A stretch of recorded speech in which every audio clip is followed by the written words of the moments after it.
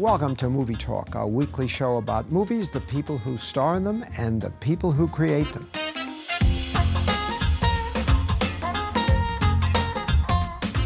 There are two Don Cheadles. There's the champion jokester and bon vivant who starred in the Ocean 11 series and Talk to Me. I ain't that crazy. And then there's the crusading social activist who made Crash and Hotel Rwanda, and who serves as UN Goodwill Ambassador. Here's what you and I need to do. We need to go out. Let's go out and rage, man. In his new series titled House of Lies, he plays a down-and-dirty manipulator who exploits both women and business colleagues. Happily, both Don Cheadles are with us today. Hang on to your knickers.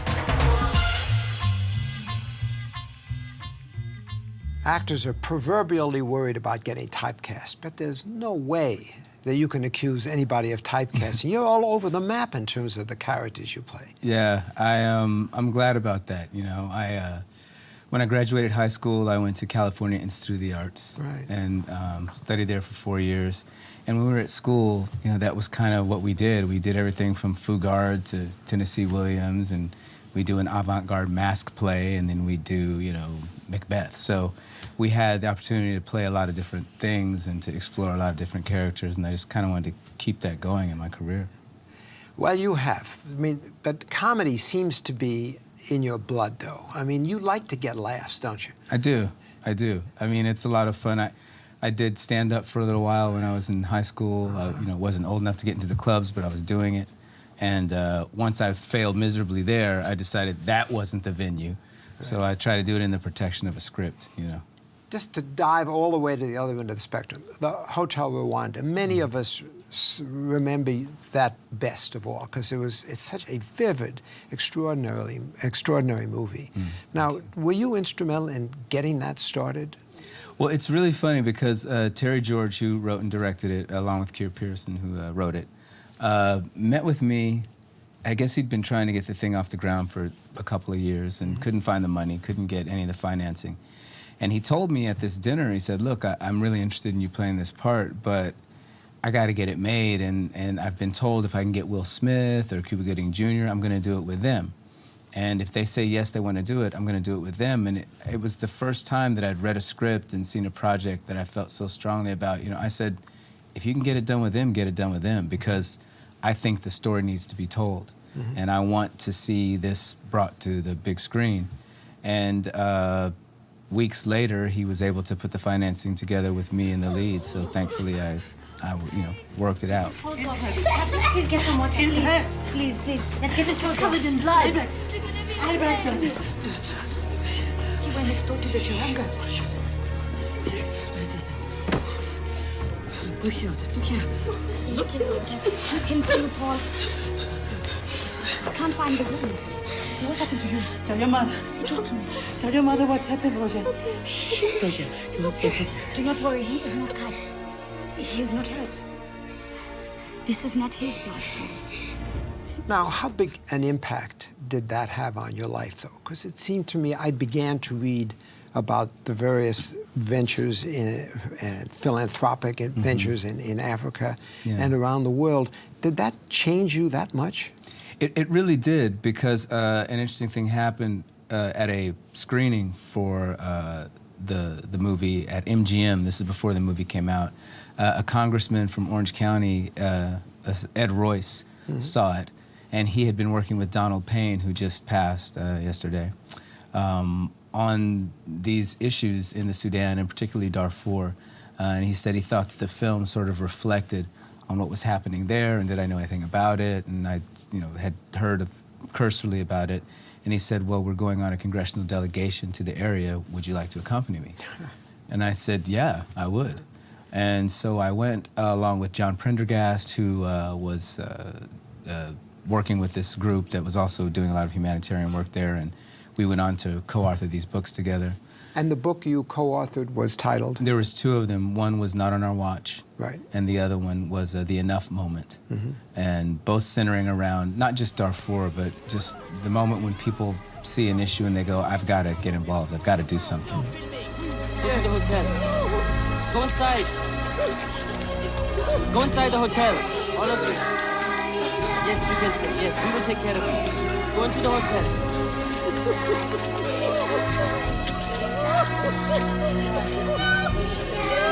the hotel. Go inside. Go inside the hotel. There's very few good scripts anyway, you know this. There's very few parts that you're dying to do, and very few of them are really about something that's substantive and can still, in a way, be, and I don't want to be crass, but it'd be entertaining. And I think that film was able to do both, not only raise the subject matter, but really kind of draw you in as an audience member and keep you on the edge of your seat, which is what I think a good movie, a good drama does. Now, then you became a goodwill ambassador of sorts for the UN. Yeah. What did that entail? That was another thing that came to my attention, and I think really it's a lot of people wanting to draft off of the celebrity that we have. They want to use our profile in whatever ways they can to raise awareness and bring attention to the issues. Mm-hmm. So you're an activist, man. I mean, I consider myself a black Torvist. A black Torvist.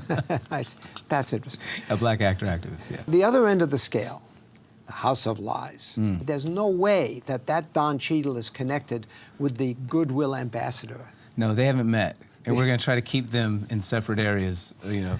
Okay, now what got into your head that made you decide my career and my life would be enhanced if I played a really nasty son of a bitch? I think I've played them before, but not week in and week out, you know. But look, this script came across the desk, and I thought it was really funny and really smart and really bawdy, and you know, these characters who would say and do anything, and it just really sort of, you know, set a tuning fork in me. Like, this is gonna be fun to do. See you later, sweetie. Yep. Bye, sycophants. Bye. Would it be weird if I hit that? You allergic to penicillin? No. Hit it. Are you seriously okay with that? Because I would hit her. Hit that. Okay, we have to be able to say it to hit it. Want to go practice in your office? Yeah, sure. This show I would describe as somewhat salacious, Yeah. which you don't exactly do anything to tone it down either. No. I think we lean right into the salacious nature of the show. I mean, it's showtime, and when you turn on that channel, I think you know that you're gonna see things that you're not gonna see in other places. So, really, cable offers you opportunities, offers all actors opportunities that movies don't offer anymore. Is this right. true? That's absolutely true. And I think it's because of, you know, I'm not telling you anything you don't know, but sort of the corporatization of those entities. And anymore, you're spending all of your money on tentpole summer movies, on sequels, on green screens, on effects stuff. And so these smaller films, the films that we really grew up on being in love with, are relegated to independent financiers and hedge funds, people, however they can get these things put together. And I like to do both, obviously. You know, I'm in the Iron Man franchise, and that's great. Yeah. And I do small movies that I really love, like The Guard, you know, Talk to Me, these movies that we have to hustle to try to get put together. And a lot of the pictures you do somehow seem like they're sort of fun to make. I mean, even the Rat Pack must have been very amusing to be part of. Sammy Davis Jr. Again, you must have gotten some laughs out of that. You know, I've been very fortunate when I look back over all the films that I've been a part of, and not just that, the television that I've done. I've had the opportunity to work on good things with people that I'm still close to years and years later. As an example, what would you? Well, the Oceans films, for sure. You know, I've stayed very close with Matt and George and Brad, and just saw all of them a couple days ago. That poxy demo crew haven't used the coaxial to back the main line, have they? They've only nosed up the mainframe couplet, nosed it right up. Do you understand any of this? I'll explain later. Listen, they're so pony that they've gone and blown the backup grid one by one, like dominoes. Basher, what happened? They did the same what I would have done, only they did it by accident.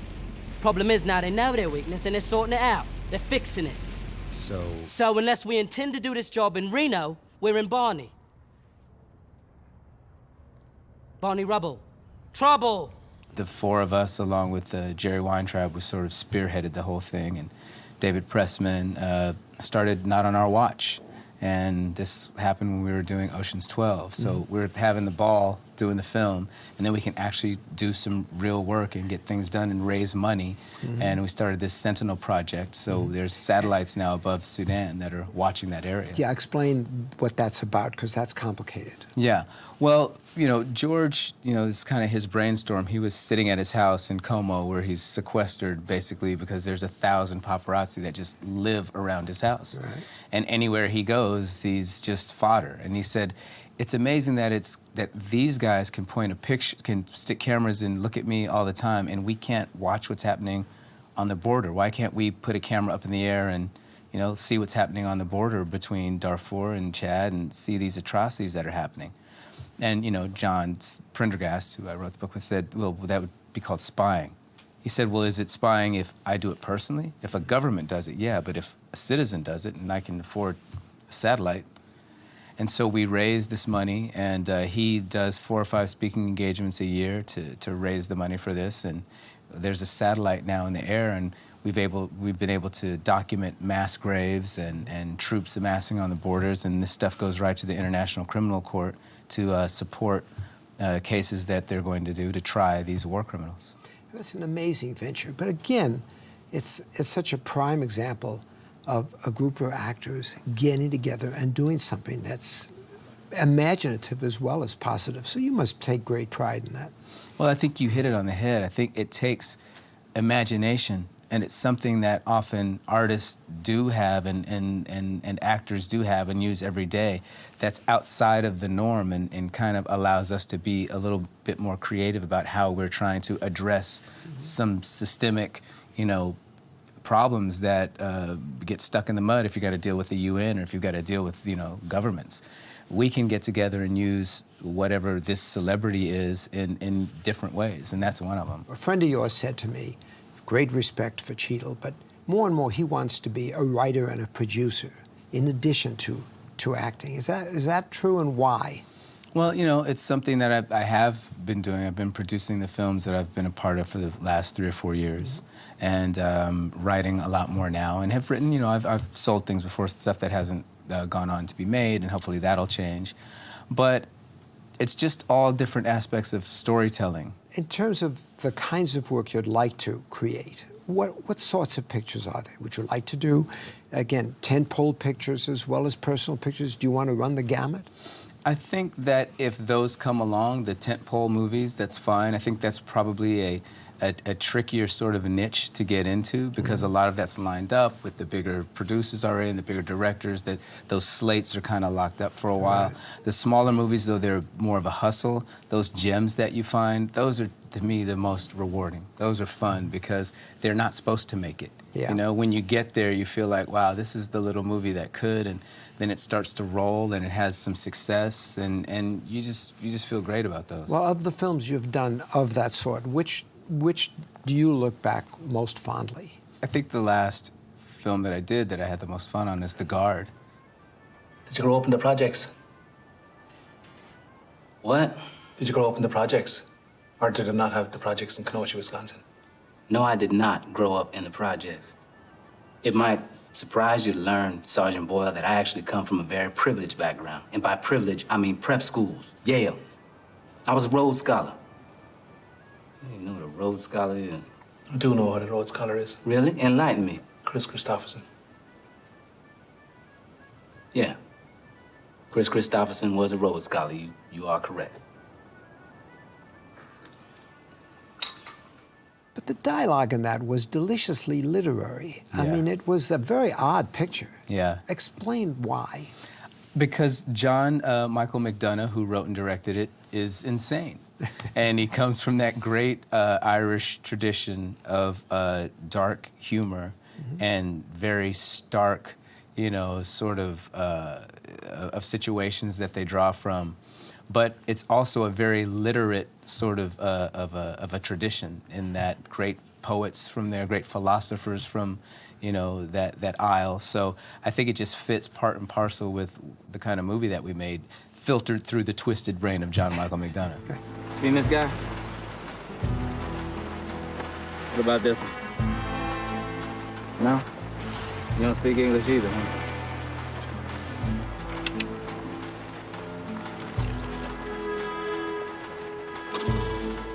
Of the pictures you've made that surprised you on the downside, that disappointed you, which would you cite? For example, I thought Out of Sight would be a bigger hit, Yeah. and it wasn't. Yeah. You had Clooney and Jennifer Lopez? Yeah. I mean, that's a great cast. Hey, Jack Foley, famous bank robber. Snoopy Miller, famous fight thrower. Seems I read in the paper somewhere that you broke out of a prison down in Florida. Is that right? We got a low class of people there, Snoop. Hey, you call him that again, I'm gonna put your head through the wall. What? You mean Snoop?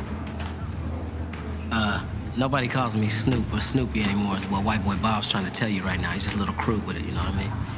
No, I left all that behind me, partner. But you call this bozo White Boy. White Boy Bob. White Boy Bob used to be a fighter. Oh, so tell me, what do you do now, White Boy Bob, outside of shoot your big mouth off? Being back in the yard, isn't it? Oh, yeah, just like it. I think it's very hard to sort of second guess why anything works and anything doesn't. And that's actually one of the things as just purely an actor that I don't have to saddle myself with and really never have done that. Mm-hmm. And it's great, you know, you do your work and hopefully by the time you're done, there's something else that you're already working on and the movie comes out a year later. Yeah. And then it does what it does and you know that that's really out of your hands. Mm-hmm. I mean, we can go do the press junkets and do all of that stuff, but really it's about the audience if they have a taste for that at that time or not. And so I don't really try to get too hung up about that. And as far as movies that I've been in that just didn't work, you know, I was with my mom one day and somebody walked up to me and congratulated me on some movie that I thought was a dog that he loved. And I kind of responded like, really, that was the one? And he kind of walked off kind of crestfallen. And my mom said, don't do that. You know, Yeah, that's true. his experience. If That's he true. loved that dog that you thought it was, he loved it. Why are you going to now poo-poo his thing? Just say thank you and move on. Marty. To meet James, my brother. You two know each other? Yeah, from the meetings. The meetings? Black people meetings.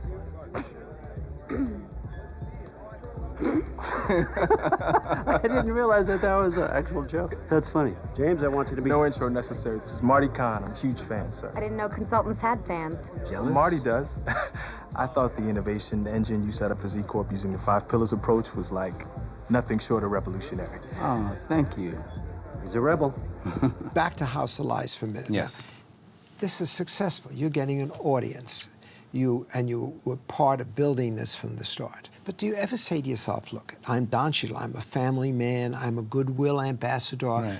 I can't do that. Yeah, I went back and forth with that a bunch, and I before I said yes, I had that discussion with myself a lot. Mm-hmm. But then ultimately I came down on the side of, but it's good work.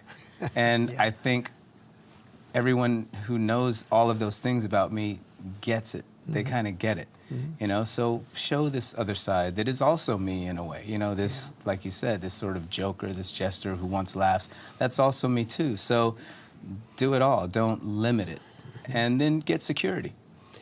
I agree with that. But there are parts of me that look at you and say, Jesus, Cheadle could have been, in this personality, the head of the William Morris office or CAA. I mean, it's a very threatening person. Good. That's next. That's what I'm going to do next. Okay, just so you know you're threatening. Well, I'm gonna press some flesh. Excuse me. Probably thinks we're gonna start talking in Ebonics now. Oh, for shizzle. Yeah, boy. No, ma'am. On your list of memorable pictures, I mean, Crash is indelibly inscribed. Yeah. Now, that was a surprise. I never thought that Crash would become the success it was. When you were doing it, did you suspect that? No. And this was another one of those things. Paul Haggis wrote and directed the film.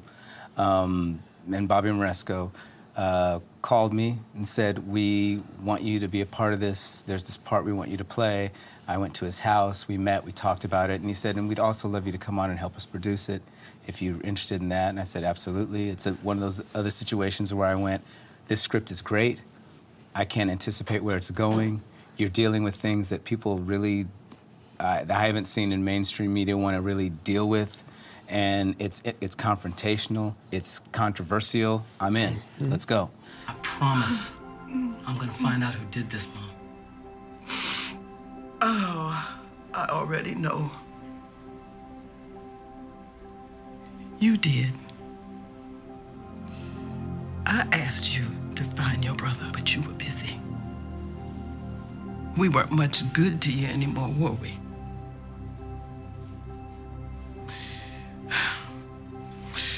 You got things to do. You go ahead. I'll sign the papers. Mom, I want to stay I with... just want to wait with my baby. Started taking, meetings around town, and Kathy Schulman came on as one of the producers as well, and got no traction for a long time. Yeah. And we're just kind of beating doors down and doing the dance, as you well know. And then we hooked up with a company and got some money and started making the film.